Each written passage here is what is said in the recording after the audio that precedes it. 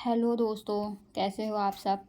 I hope आप सब R O की तैयारी जी जान से कर रहे होगे और इसीलिए मैं आज 2 प्रैक्टिस सेट लाई हूँ जो कि आपके रिवीजन में बहुत हेल्प करेगा। लास्ट टाइम में ये बहुत ही लगता है कि हमें कुछ नहीं याद है, बट अगर आप टेस्ट सीरीज सॉल्व करते हो तो एक कॉन्फिडेंस आता है और कई सारे टॉपिक एक साथ रिवाइज हो जाते हैं। तो चलिए दोस्तों शुरू करते हैं। इससे पहले एक कोटेशन है और आई होप इसका अर्थ आप समझ पाएंगे। यदि साल भर पढ़ाई की होगी तो भी एक दिन से फ़र्क नहीं पड़ेगा, और यदि साल भर पढ़ाई नहीं की होगी तब भी एक दिन से फ़र्क नहीं पड़ेगा। आई होप आप इसका अर्थ समझ रहे होंगे कि एक दिन से कुछ भी नहीं होता, बूंद बूंद से घड़ा भरता है। तो चलिए दोस्तों शुरू करते हैं अपनी प्रैक्टिस हिंदी की, जिसमें हर टॉपिक, इसमें 2 टेस्ट पेपर हैं, आपको उसको सॉल्व करना है। देखिए दोस्तों, ये क्वेश्चन मुझे बहुत पसंद है, स्वामी विवेकानंद जी की। 1 ounce of practice is worth 1000 pounds of theory. तो आई होप इसका अर्थ आप सब जानते ही होंगे। तो चलिए हम बढ़ते हैं अपने टेस्ट पेपर की तरफ। आपको इसका आंसर देना है और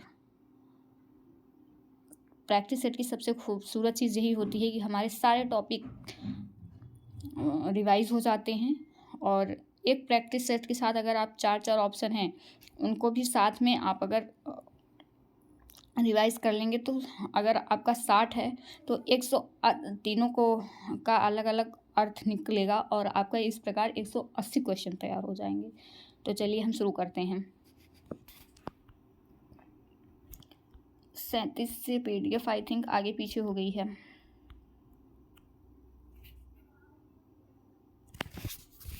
चलिए दोस्तों शुरू करते हैं आज का प्रैक्टिस सेट।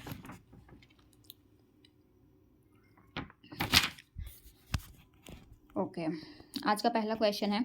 1 मिनट पेन ले लेती हूँ।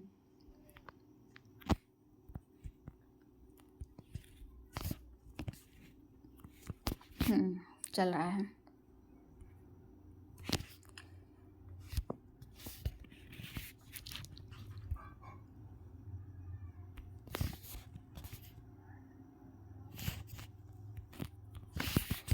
ये क्वेश्चन है दोस्तों, कौन सा अमृत का पर्यायवाची नहीं है। इसमें पूछा है कौन सा अमृत का पर्यायवाची शब्द नहीं है। तो इसमें पूछा है सुधा, पीयूष, अनल और अमी।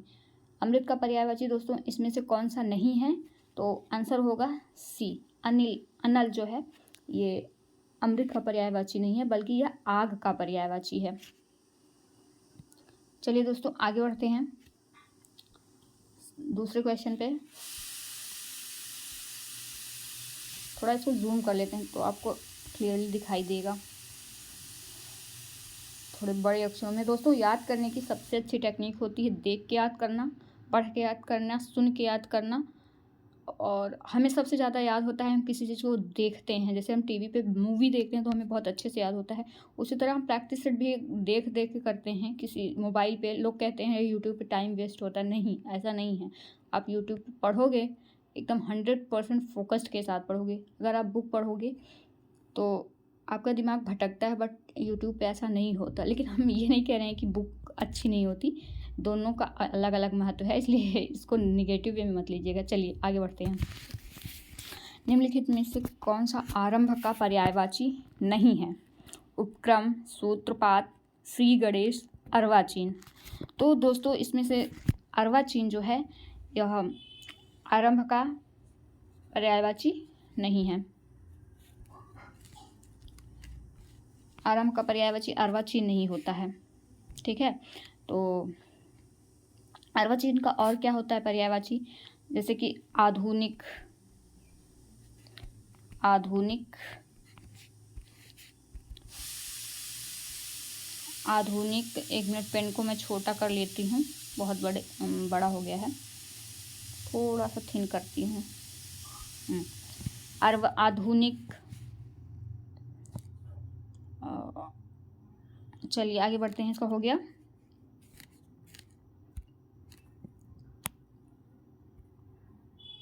तीसरा क्वेश्चन है आपके सामने। निम्नलिखित निम्नलिखित में कौन सा उदास का पर्यायवाची शब्द नहीं है। इसमें पूछा है उदास का पर्यायवाची शब्द कौन सा नहीं है। तो खिन्न, म्लान, अवसन्न, विरक्त। दोस्तों इसमें से उदास का पर्यायवाची शब्द कौन सा होगा। इसमें पूछा है नहीं। इस पर दोस्तों बहुत फोकस करिएगा, क्योंकि अगर इस पर ध्यान नहीं देंगे तो क्वेश्चन आता हुआ भी गलत हो जाएगा।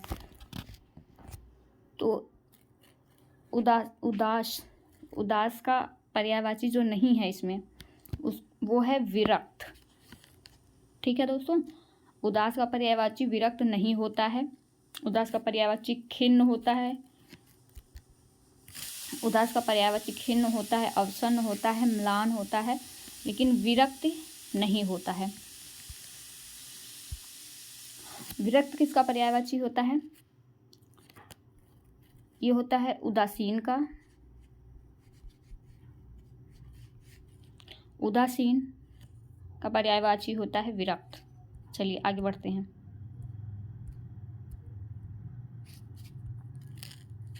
दोस्तों चौथा क्वेश्चन है, निम्नलिखित में से कौन सा गंगा का पर्यायवाची शब्द है। इसमें पूछा है कौन सा है। तो पयस्विनी, सुरधुनी, तरणी, तरंगवती। इसमें पूछा है कौन सा पर्यायवाची शब्द है।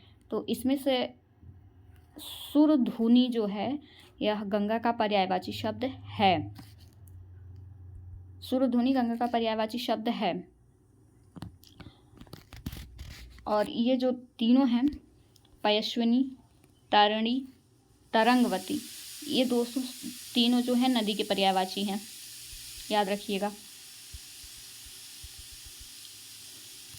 चलिए आगे बढ़ते हैं।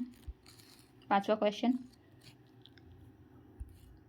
निम्नलिखित में से कौन सा शब्द दूध का पर्यायवाची है।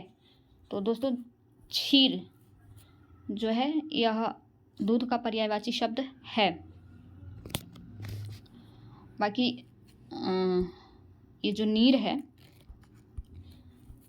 ये नीर जल का है। आई होप दोस्तों आपको राइटिंग हमारी पसंद नहीं आ रही होगी, बट क्या कर सकते हैं। जल का है, नीर जल का है।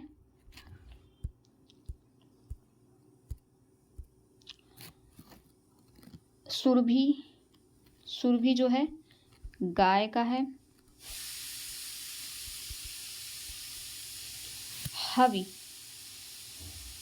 हवि यह घी का पर्यायवाची है।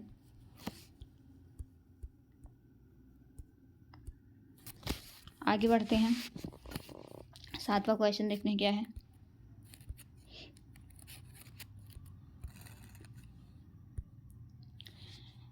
पर्यायवाची की दृष्टि से निम्नलिखित में से कौन सा एक बाकी से भिन्न। इसमें पूछा है भिन्न कौन सा है। तो देखते हैं भिन्न कौन सा है। भगिनी, बांधवी, अग्रजा, बिंदु। तो इसमें औरों से एक जो है भिन्न कौन सा पूछा है।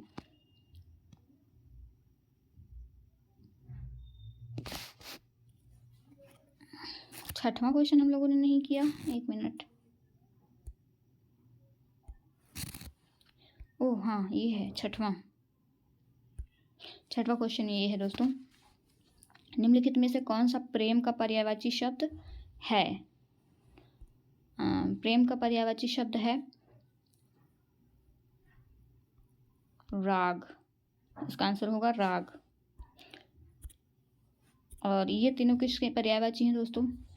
तो अनुताप है पछतावा का,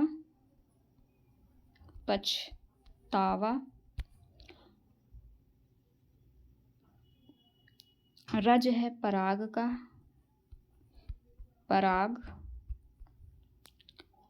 पुनीत है पवित्र का,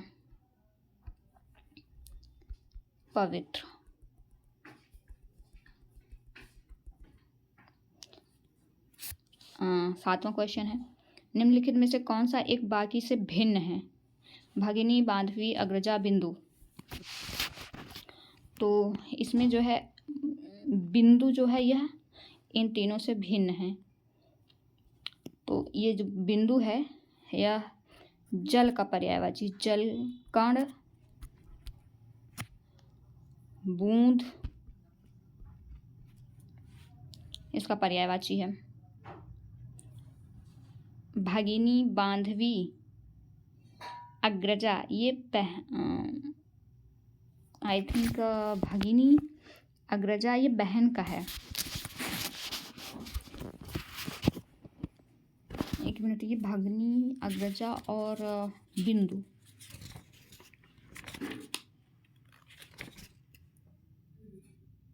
मधवा, अग्रजा शब्द बहन के हैं, राइट। आगे बढ़ते हैं।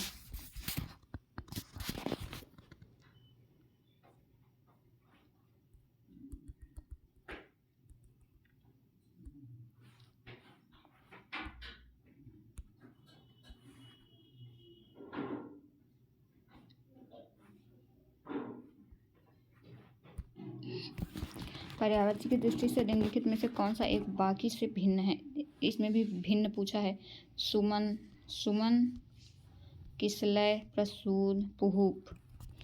तो दोस्तों इसमें जो किसलय है, भिन्न पूछा है, जो इसमें किसलय है यह अंकुर का है पर्यायवाची। किसलय का होता है अंकुर, अंकुर। Köppen, Köppen.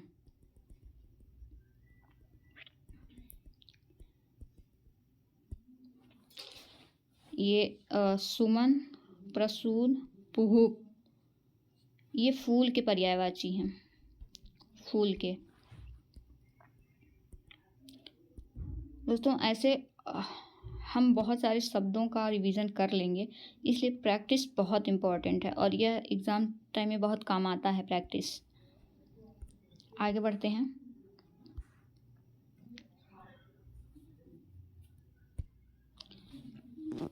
नौवां क्वेश्चन, पर्यायवाची की दृष्टि से निम्नलिखित में से कौन सा युग्म सुमेलित नहीं है? इसमें सुमेलित नहीं है पूछा है, तो यहाँ दोस्तों इस नहीं हाँ पे ज़रूर ध्यान दीजिएगा। यहीं से हमारे क्वेश्चन गलत होते हैं हिंदी में। हिंदी में ही नहीं, हर सब्जेक्ट में नहीं पे फोकस है, पूछा है या नहीं है, इस पर ज़रूर फोकस करना है। तो पर्यायवाची की दृष्टि से निम्नलिखित में युग्म सुमेलित नहीं है। तीर, शर, बिजली, सहायक, भौंग, चंचरीक, भौरा, ये एक्चुअली क्लियर नहीं है, ये भौरा लिखा है। भौरा का चंचरीक, प्रकृति का स्वभाव। इसमें पूछा है कौन सा सुमेलित नहीं है, तो ये बिजली का सहायक नहीं होगा, बिजली का सहायक नहीं होगा। तो सहायक किसका होगा दोस्तों? सहायक होगा बाण का।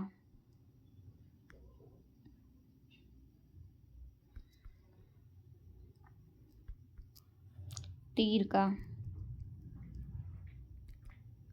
करवाल भी बोलते हैं, करवार भी बोलते हैं।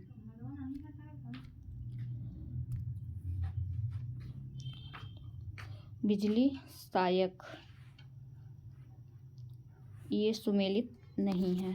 उसके बाद आगे बढ़ते हैं। बाकी ये तीनों सुमेलित हैं। तीर का होगा शर, तीर का शर, भौरा का चंचरीक, प्रकृति का स्वभाव। चलिए आगे बढ़ते हैं। 10वां क्वेश्चन क्या है?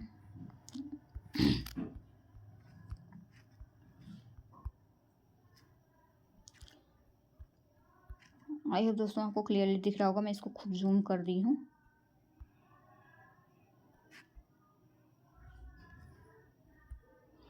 पर्यायवाची की दृष्टि से निम्नलिखित में से कौन सा युग्म सुमेलित नहीं है? इसमें दोस्तों सुमेलित नहीं है, इस चीज़ पे बहुत फोकस करिएगा। मैं बार बार ये शब्द बोलती हूँ, इस पे ज़रूर फोकस करिएगा। राजा का महीपति, रात्रि का तमिश्रा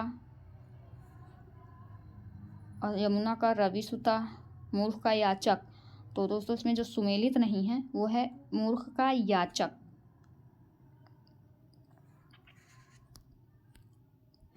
तो ये क्यों सुमेलित नहीं है? तो देखिए, इसका है राजा का महीपति, ठीक है। रात्रि का तमिश्रा होता है, उसका पर्यायवाची होता है तमिश्रा, सही है। यमुना का रविसुता होता है, ये भी सही है। मूर्ख और याचक, याचक जो है भिखारी होता है, ये भिखारी का पर्यायवाची है। भिखारी, भिक्षुक, नहीं, ये वाला भिक्षुक नहीं होगा, ये भिक्षुक होगा। ठीक है, तो हमने जो है पेन बहुत बड़ी ले ली है, मुझे बहुत छोटी करनी पड़ेगी। तो मूर्ख का क्या होगा पर्यायवाची?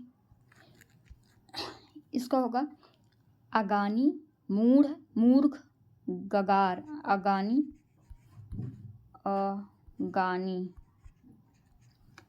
मूढ़, मूढ़, मूर्ख, मूर्ख।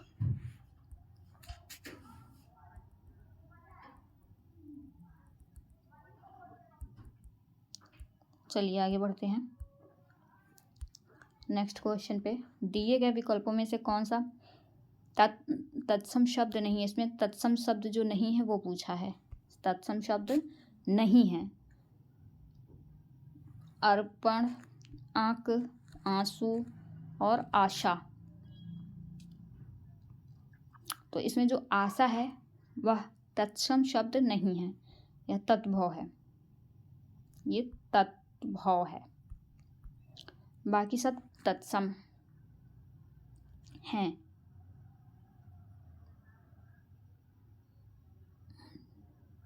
जैसे अर्पण का होगा तद्भव अर्पण, अर्पण। दोस्तों इससे आपकी वर्तनी भी शुद्ध होगी। अर्पण। आंसू का है अश्रु। ओ सॉरी, इसमें पूछा है क्वेश्चन में तत्सम शब्द जो नहीं है, राइट। इसमें जो आशा है ये तत्सम शब्द नहीं है और इसका तत्सम होता है आशा। ठीक है, आशा, आस। उसके बाद ये तीनों तत्सम हैं। इस तीनों तत्सम हैं। जैसे अर्पण तत्सम है, इसका तद्भव होगा अर्पण। आंसू का अश्रु, आंसू का अश्रु। अर्पण का अर्पण, अर्पण। अंक का आँख, आँख।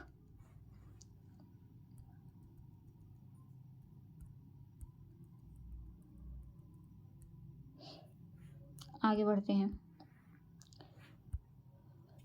दिए गए विकल्प में तद्भव शब्द की पहचान कीजिए। इसमें तद्भव शब्द पूछा है। तो आप, इच्छ, उलूक, आप, इच्छ, उलूक और उच्च। इसमें से जो आप है यह तद्भव है, ये तद्भव। बाकी तीनों तत्सम हैं। तो इसका तद्भव क्या होगा? उल्लूक का होगा उल्लू, उल्लू। इच्छु का होगा ईंख, ईंख। उच्च का होगा ऊंचा,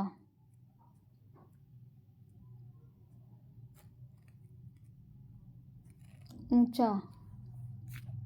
चलिए अब आगे बढ़ते हैं।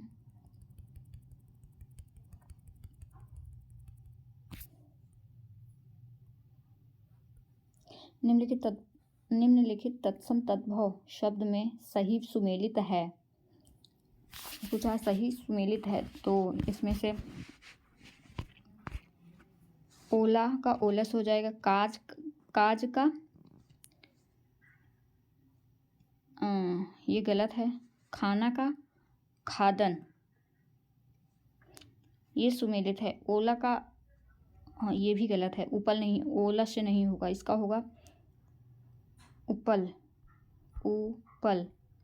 काज, काज का होगा कार्य, कार्य।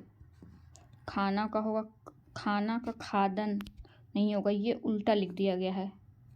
खादन इधर होगा और खाना इधर होगा। तो यही हमारा जो है सुमेलित, सही सुमेलित है। इस सही सुमेलित है। खाना खादन, ये तद्भव है और ये तत्सम है, यही सुमेलित है। उल्टा नहीं लिखा, सही लिखा है ये। और खरीदना का क्रय नहीं होगा, क्रयण होगा, क्रयण। ठीक, आगे बढ़ते हैं। 14वां क्वेश्चन। दिए गए तद्भव तत्सम शब्द में सही सुमेलित नहीं है। तो दोस्तों इसमें कौन सा सुमेलित नहीं है?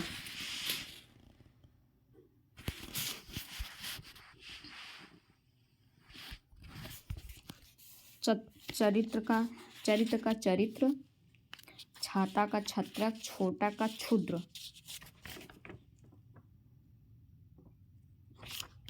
और चकवा का चक्र वाक, चक्रवाक, यही हमें गलत लग रहा है। चक्रवाक, हमें यही सुमेलित नहीं। चकवा का चक्र वाक होता है, तो यही सुमेलित नहीं है। आगे बढ़ते हैं। Next question.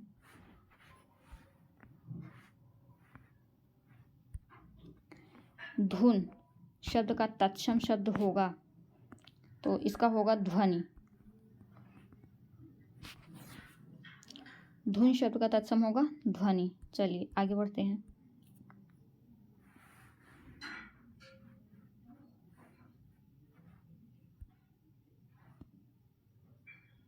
निम्नलिखित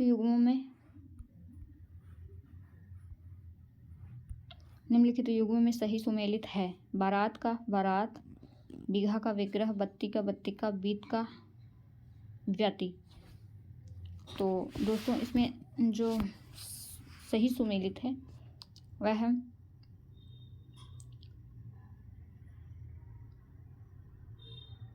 बीघा का विग्रह, यही सही होगा। बाकी इसका यही सही होगा। बाकी बारात का होगा वर यात्रा, वर यात्रा, और बत्ती का होगा बत्तिका, वर्तिका, बत्तिका, वर्तिका, वर्ती, और बीत का होगा व्यति नहीं होगा, बीत का होगा व्यतीत, व्यतीत।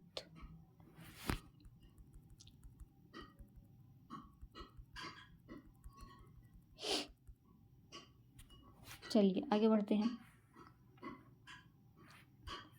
दिए गए शब्दों में तत्सम शब्द की पहचान कीजिए। इसमें पूछा है तत्सम शब्द कौन सा है। तो इसमें जो है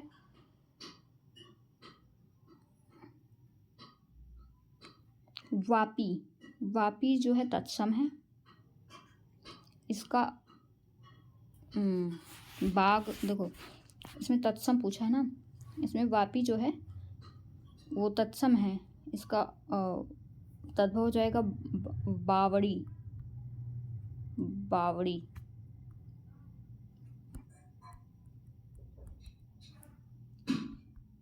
बावड़ी, ठीक है। बादल का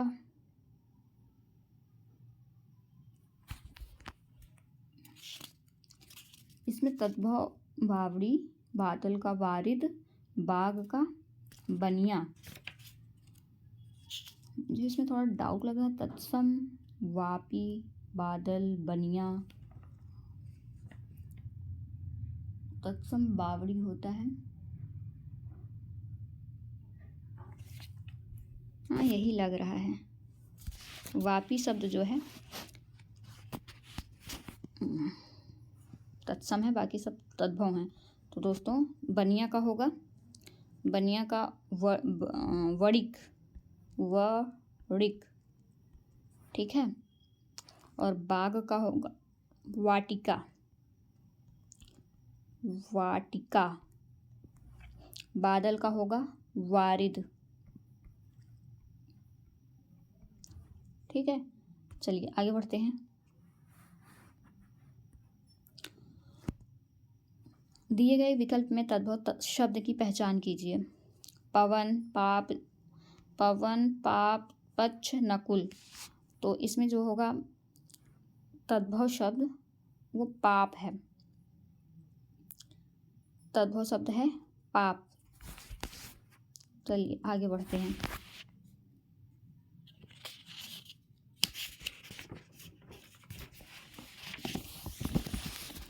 दिए गए विकल्प में तद्भव शब्द की पहचान कीजिए, तो होगा ना पाप। एक मिनट दोस्तों, पाप सही हो गया। आगे बढ़ते हैं। नेक्स्ट क्वेश्चन कितना नंबर हुआ? 18।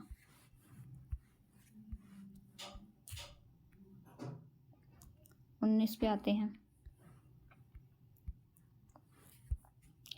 दिए गए युग्म में सही सुमेलित है तद्भव तत्सम इसमें कौन सा सुमेलित है? तो बौना का होगा, वोपन नहीं होगा। बौना का होगा वामन, भभूत का होगा विभूति, ये नहीं होगा। इसका होगा विभूति, ठीक है। मेह का होगा मेघ, ये भी नहीं होगा। मेह का होगा मेघ। सयाना का होगा संज्ञान।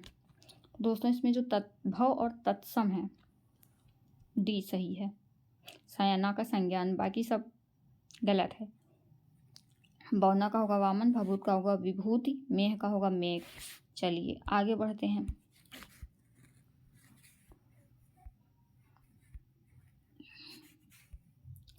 देखते हैं 20 का। सजाना शब्द का तत्सम होगा। तो दोस्तों श्रृंगार, साज सज्जा, श्रृंगार, सजावट। तो इसमें से होगा तत्सम जो होगा वो सज्जापन होगा। सज्जापन इसका। साजाना का तत्सम होगा सज्जापन। आगे बढ़ते हैं। निम्नलिखित में से ओतप्रोत शब्द का विलोम शब्द है। निम्नलिखित में से ओतप्रोत शब्द का विलोम शब्द है विहीन, अनिश, प्रगामी और संयूत। तो ओतप्रोत शब्द का विलोम होगा विहीन, ये सही होगा। बाकी संयूत का होगा च्यूत, सॉरी आधा ता च्यूत। अनीश का विलोम होगा ईश।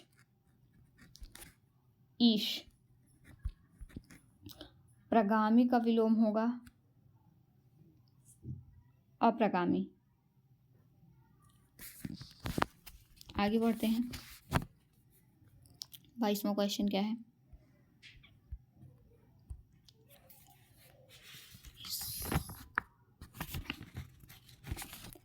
प्रगामी का शब्द अप्रगामी ही होता है विलोम।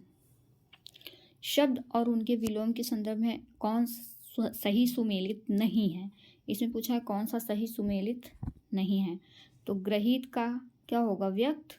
गुरुत्व का लघुत्व। अकीर्ण का संकीर्ण। क्रोध का क्षमा। तो इसमें जो है ग्रहित का होगा व्यक्त, गुरुत्व होगा लघुत्व, अकीर्ण का होगा विकीर्ण, ये गलत है। इसका होगा विकीर्ण। क्रोध का होगा क्षमा। आगे बढ़ते हैं। शब्द और उनके विलोम शब्द के संदर्भ में निम्नलिखित में से कौन सही सुमेलित नहीं है? दोस्तों इस पे बहुत ध्यान दीजिएगा, सुमेलित है या नहीं है। तो अर्जित का क्या होगा? उपलब्ध, गलत। अदोष का होगा सदोष। अवेक्षा का होगा अन्वेक्षा।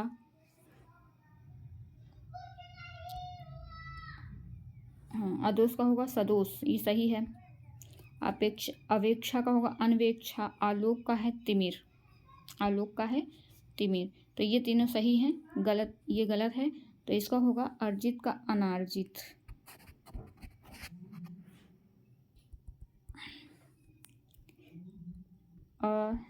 अनार्जित।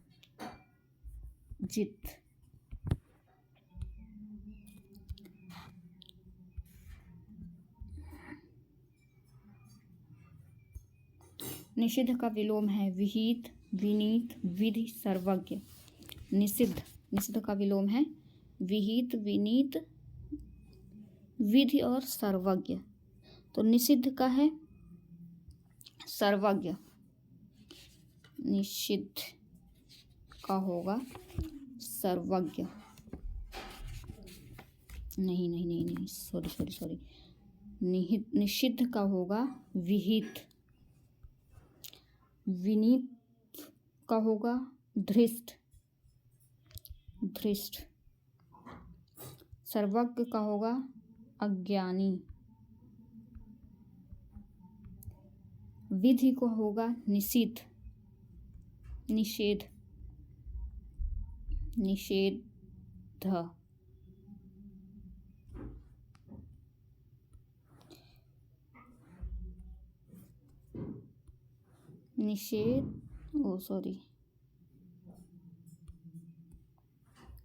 निषेध।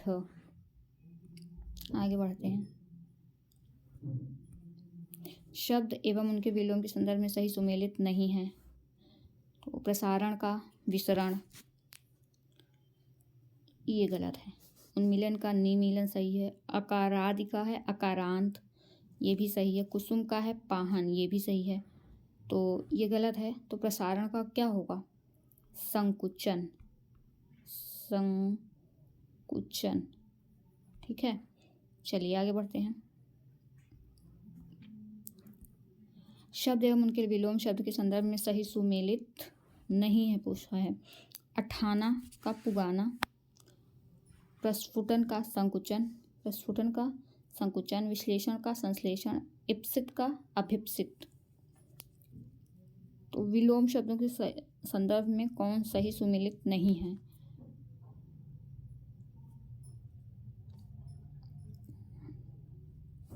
इसका आंसर होगा डी, इप्सित का अभिप्सित नहीं होगा, इसका होगा अनिप्सित।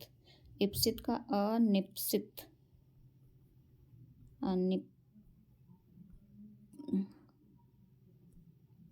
अनिप्सित।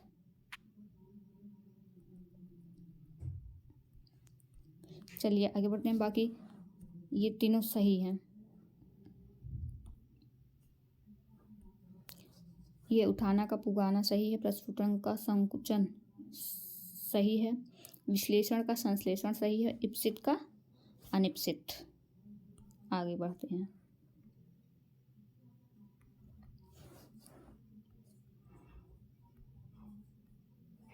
सत्ताईस पे। निम्नलिखित में से उपमान का विलोम है। निम्नलिखित में से उपमान का विलोम है।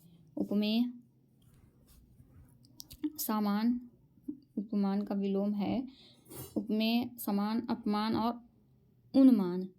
तो इसका उत्तर होगा उपमान का है विलोम उपमेय। चलिए आगे बढ़ते हैं।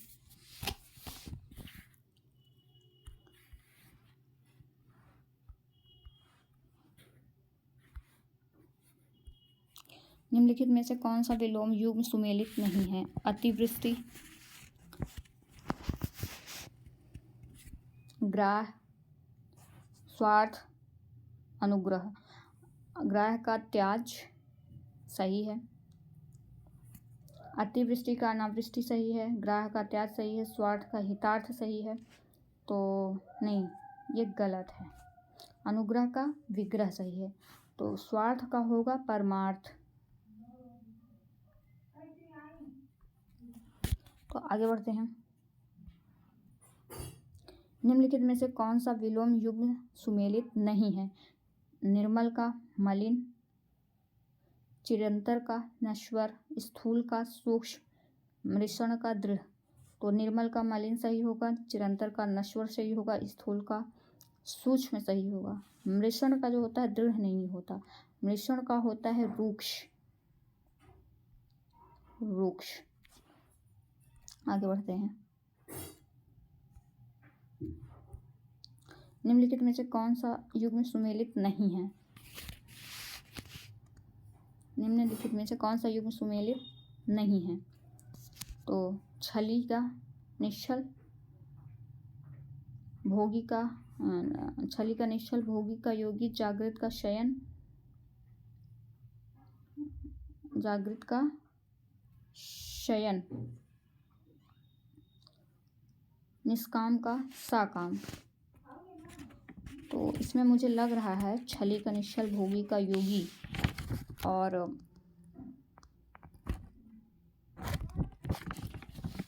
निष्काम का सकाम, हमको ये जागृत यही गलत लग रहा है। जागृति का सुसुप्त होगा, सुसुप्त। दोस्तों इस पे वर्तनी पे बहुत ध्यान दीजिएगा, इसी में गलतियां होती हैं। सुसुप्ति ये वाला सा रहेगा, ये वाला, इस पे ध्यान रखिएगा। इसके सुसुप्त की जगह ऐसे भी दे सकता है, सुषुप्त, सुसुप्त भी दे सकता है, या ये वाला भी श दे सकता है, लेकिन ये वाला श होगा, ध्यान दीजिएगा। मूर्धन्य श, सा श सा, वैसे तो तीनों मूर्धन में आते हैं, लेकिन ये वाला ही सा होगा सुषुप्ति का। आगे बढ़ते हैं। छली का निश्चल, भोगी का योगी, जागृत का सुसुप्त, निष्काम का साकाम। दोस्तों बार बार रिपीट करने का अर्थ है कि आपके कानों में जाए और उसको आप देखो और वो आपको याद रहे, बस यही उद्देश्य है हमारा। जो सब में व्याप्त हो के लिए एक शब्द है, जो सब में व्याप्त हो के लिए एक शब्द है, विभु, विज्ञ,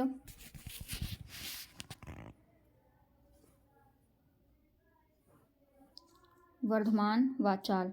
तो जो सब में व्याप्त हो के लिए एक शब्द है वो है विभु। वर्धमान के लिए है जो आगे बढ़ रहा हो, जो बढ़ रहा हो, आगे बढ़ रहा हो, बढ़ रहा हो। विज्ञ का होता है जिसकी जानकारी अधिक हो, जो ज़्यादा ज्ञान रखता हो। वाचाल का होता है अधिक बोलने वाला।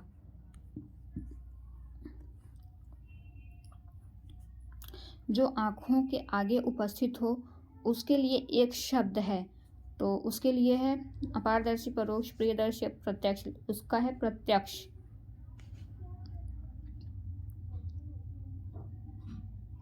और परोक्ष का होगा जो आँखों के परे हो।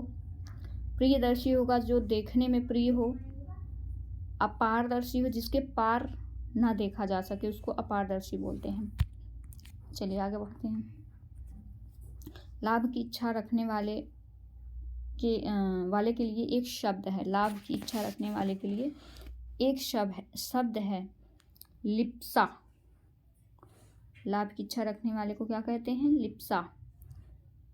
तो लाभार्थी का क्या होगा?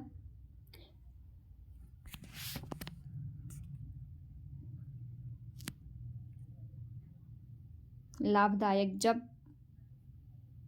कुछ जब वस्तु फायदेमंद हो तो वो लाभदायक होगी। जिसके पार ना देखा जा सके, लाभार्थी हो गया।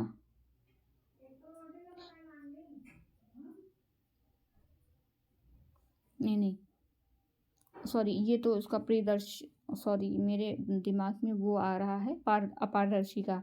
सॉरी, लाभार्थी जिसको कोई लाभ मिले, लाभी, लाभ कमाने वाले को लाभी बोलते हैं।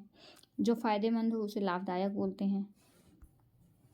चलिए आगे बढ़ते हैं। ऊपर आने वाली श्वास के लिए एक शब्द है उच्छ्वास। ऊपर आने वाली श्वास के लिए एक शब्द है उच्छ्वास। तो ऊर्ध्वगामी, ऊपर जाने वाला। अर्धगर्भित, जिसके अंदर अर्थ भरा हो। उपयुक्त का होगा ऊपर तक हुआ हो। उपयुक्त का है ऊपर तक हुआ हो। सुख दुख से,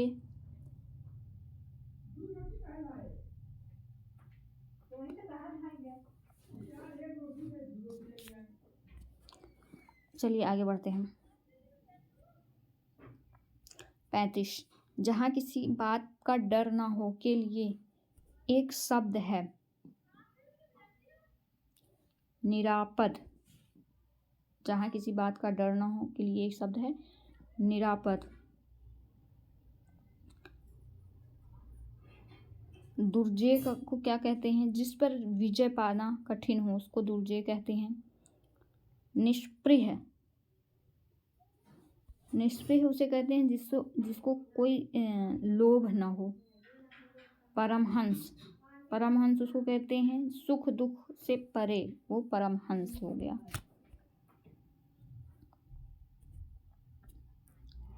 जिसका दमन करना कठिन हो के लिए एक शब्द है तो उसका होगा दुर्दम्य।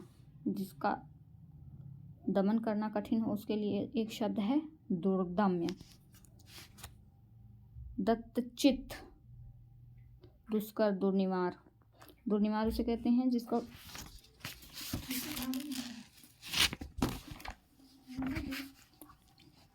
दुर्निवार।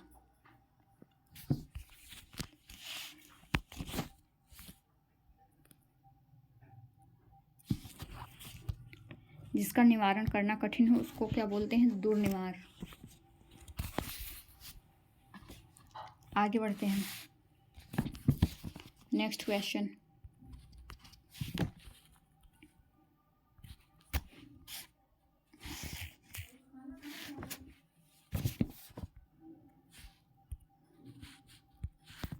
जूम करते हैं इसको। क्रोध करने वाली स्त्री के लिए एक शब्द है। क्रोध करने वाली स्त्री के लिए एक शब्द है भामिनी, मुमूर्ष, भामिनी, मुमूर्ष, मर्माहत, मृणाल। तो क्रोध करने वाली स्त्री के लिए एक शब्द है भामिनी। मर्माहत उसको कहते हैं जिसके हृदय को चोट पहुंची हो। मुमूर्ष, मुमूर्ष उसे कहते हैं जिसको मरने की इच्छा हो, जिसको मरने की इच्छा हो। मृणाल, कमल की डंडी, कमल की डंडी को मृणाल बोलते हैं। चलिए आगे बढ़ते हैं, इसको थोड़ा जूम करते हैं। आई होप आपको क्लियरली दिख रहा हो। जो मुकदमा दायर करे उसे क्या बोलते हैं? वादी बोलते हैं। जो मुकदमा दायर करे उसे वादी बोलते हैं। अभियुक्त किसको बोलते हैं? जिस पर मुकदमा किया जाता है वो अभियुक्त होता है। ये सही है। जो मुकदमा दायर करे उसे कहते हैं वादी, ये सही है। अभियुक्त को क्या बोलते हैं? जिस पे मुकदमा चलाया गया हो उसको अभियुक्त बोलते हैं। परिमार्जित, जो शुद्ध किया जा सके या किया जा चुका हो उसको परिमार्जित कहते हैं। प्रतिवादी वो होता है जो मुकदमे का बचाव करता है। चलिए आगे बढ़ते हैं। जो उपयुक्त हो उसके लिए शब्द है। जो उपयुक्त हो उसके लिए एक शब्द है समीचीन। प्राचीन का होगा पुराना, सनातन का होगा युगों से चला आ रहा सनातन धर्म, युगों से चला आ रहा। कालांतर माने जो बीत गया, जो जा चुका है उसे कालांतर कहते हैं। Next question. तारों भरी रात के लिए एक शब्द है विभावरी। तारों भरी रात के लिए एक शब्द है विभावरी। तो निरूपम का क्या होगा? जिसकी उपमा ना की जा सके उसे निरूपम कहते हैं। चांदनी रात को शर्वरी कहते हैं। निशीथ, रात्रि के मध्य भाग का समय, उसको निशीथ बोलते हैं। चलिए आगे बढ़ते हैं। Next question. उत्कर्ष ने आधा लीटर दूध पी लिया, उक्त वाक्य में विशेषण क्या है? आधा लीटर, यह परिणामवाचक होगा। क्या है? आधा लीटर, परिणामवाचक। आगे बढ़ते हैं।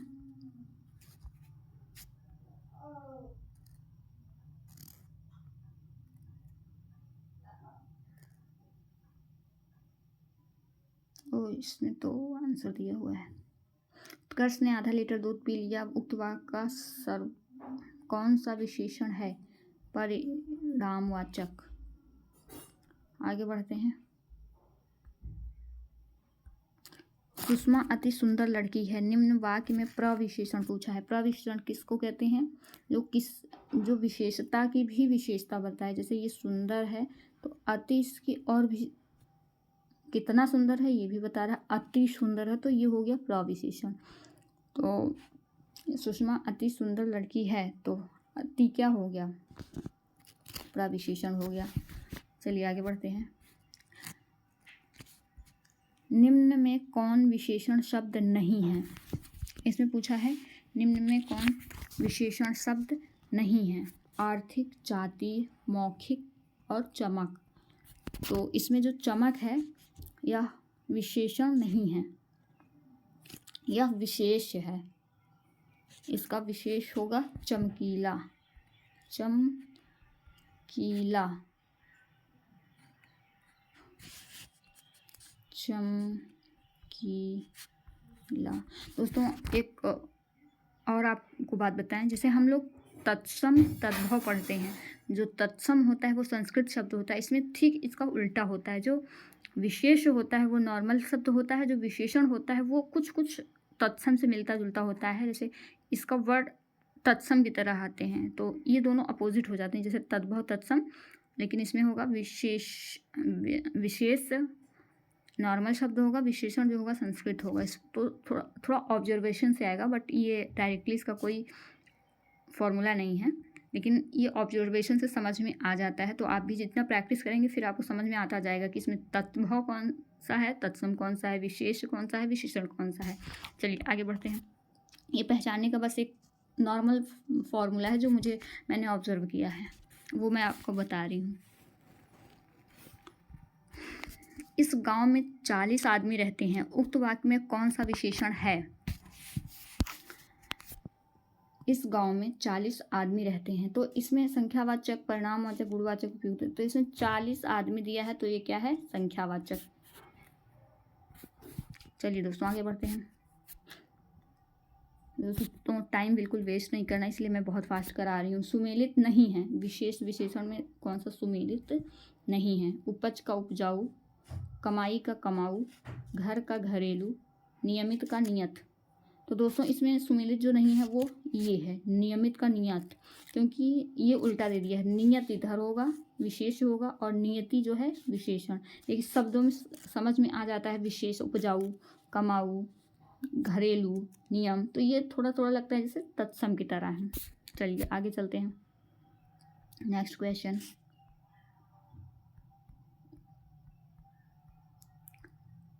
ये 46। निम्न में कौन सा शब्द विशेषण है? निम्न में कौन सा शब्द विशेषण है? तो यौवन, कालिमा और सौंदर्य पूछा है। विशेषण कौन सा है? तो रंगीला जो है वो विशेषण है, बाकी तीनों विशेष्य हैं। नहीं, रंगीला जो है विशेषण, बाकी तीनों संज्ञा हैं। सौंदर्य, कालिमा और यौवन ये संज्ञा हैं। चलिए आगे बढ़ते हैं। निम्न में कौन सा शब्द विशेषण नहीं है? निम्न में कौन सा शब्द विशेषण नहीं है? तपस्वी, मृत, बुढ़ापा, लंबा। तो इसमें जो लंबा है इसमें पूछा विशेषण नहीं है, पूछा है तो इसमें भी विशेषण नहीं है। तो इसमें बुढ़ापा जो है विशेषण नहीं होगा। बुढ़ापा विशेषण। दोस्तों इसमें बहुत कन्फ्यूजन होता है। बुढ़ापा और पागल ये दोनों गुणवाचक विशेषण में आते हैं। बुढ़ापा भी एक गुण तो नहीं है, यह भाववाचक में आता है। बुढ़ापा एक भाववाचक संज्ञा है, भाववाचक विशेषण है। जैसे बुढ़ापा और पागल यह भाववाचक है, लेकिन बुढ़ापा लेकिन इसका उत्तर होगा दोस्तों, विशेषण नहीं है तो वो है बुढ़ापा, ये विशेषण में नहीं आता है, वो गुण में और जो पागल है वो गुण में आता है, वो भी एक गुण ही है, हालांकि वो निगेटिव है। तो चलिए दोस्तों आगे बढ़ते हैं। इसमें मृत का होगा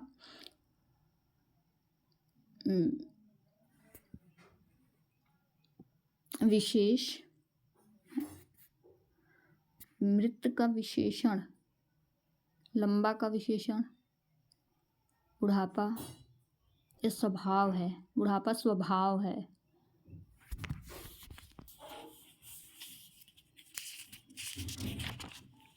तो दोस्तों ये इसमें मृत का जो विशेषण होगा, मृत का विशेषण 47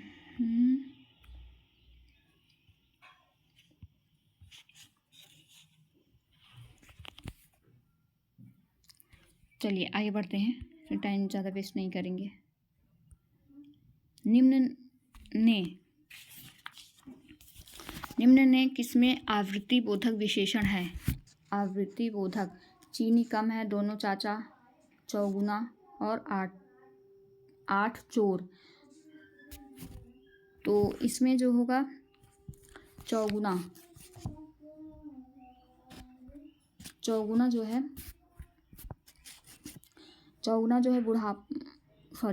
आवृत्ति बोधक विशेषण है चौगुना। दोनों चाचा ये क्रमवाचक है, 8 चोर ये क्रमवाचक है, चीनी कम है ये अर्ध, इसका कोई अर्ध मतलब अनिश्चित संख्यावाचक विशेषण है। आगे बढ़ते हैं। चौगुना ये होता है आवृत्ति बोधक, आवृत्ति बोधक है चौगुना, 5 गुना, चौगुना, 2 गुना, 3 गुना, ये होता है आवृत्ति बोधक। 1 2 3 4 5, 1 2 3 4 5 ये होता है संख्यावाचक, जिसको हम गिनते हैं, गिन सकें, वो होता है संख्यावाचक। चलिए आगे बढ़ते हैं। बाहरी में कौन सा विशेषण है? बाहरी में कौन सा विशेषण होगा? गुणवाचक, संख्यावाचक, परिणामवाचक और सार्वनामिक विशेषण।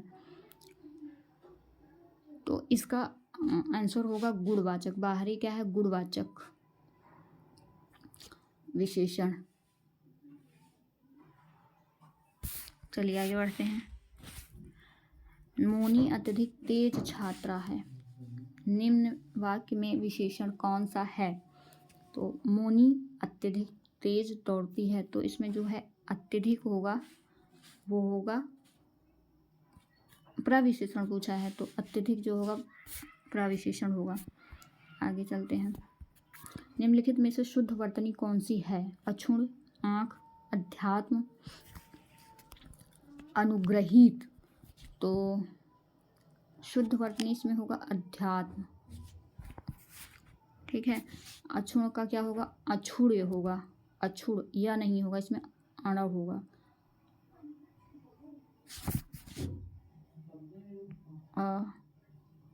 अक्षुण ऐसे लिखा जाएगा, ठीक है।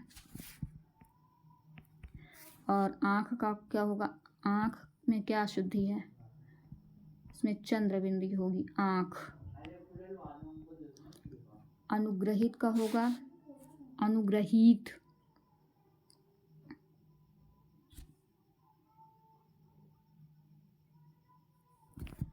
अनुग्रहित अध्यात्म।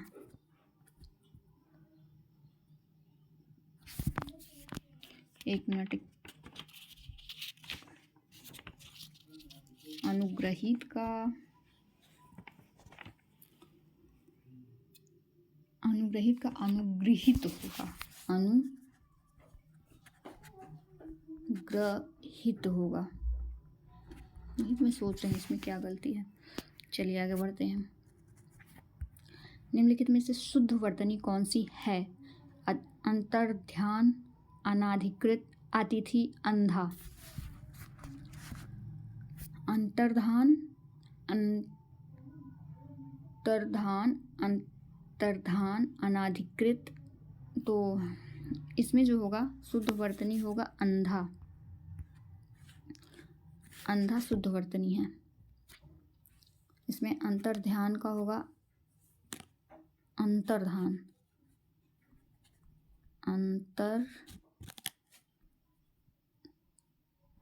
अंतर्धान, ठीक। अतिथि को होगा अतिथि, अतिथि, ठीक। ओ सॉरी,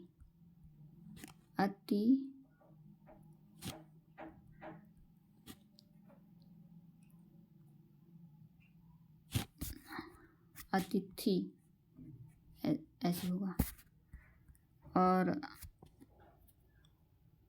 अनाधिकृत का अनधिकृत होगा,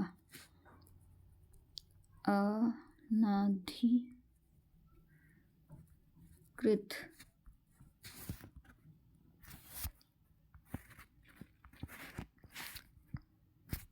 निम्नलिखित में अशुद्ध वर्तनी वाला शब्द है। अशुद्ध वर्तनी वाला शब्द है पक्षीगण, दैदीप्यमान, प्रेमचंद, दुरावस्था। तो इसमें जो होगा दैदीप्यमान सही है, दैदीप्यमान, प्रेमचंद भी सही है, दुरावस्था भी सही है। इसमें जो होगा पक्षीगण ये अशुद्ध है, तो इसका क्या होगा, इसका होगा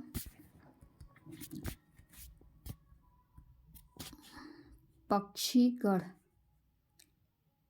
इसमें जो मात्रा है इधर की होगी, बाकी सब सही है।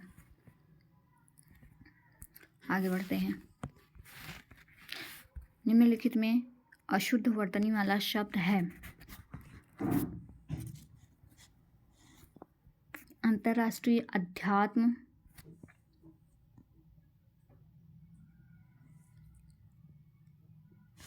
अग्रगण्य और अभिशप्त। तो इसमें जो है अशुद्ध वर्तनी वाला शब्द एक ही है,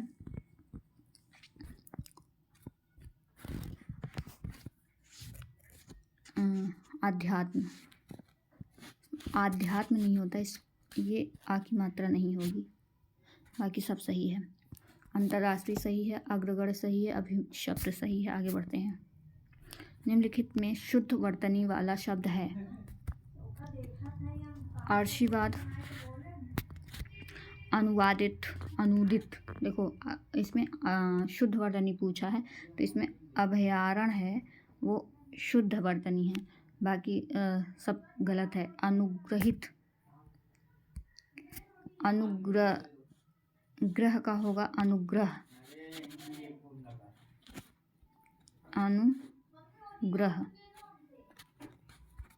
अनुग्रह। आशीर्वाद का है आशीर्वाद, आशीर्वाद ऐसे लिखा जाएगा। अनुवादित का है अनुदित, अनुदित। आगे बढ़ते हैं, नेक्स्ट क्वेश्चन पे चलते हैं। निम्नलिखित में से शुद्ध वाक्य का चयन कीजिए।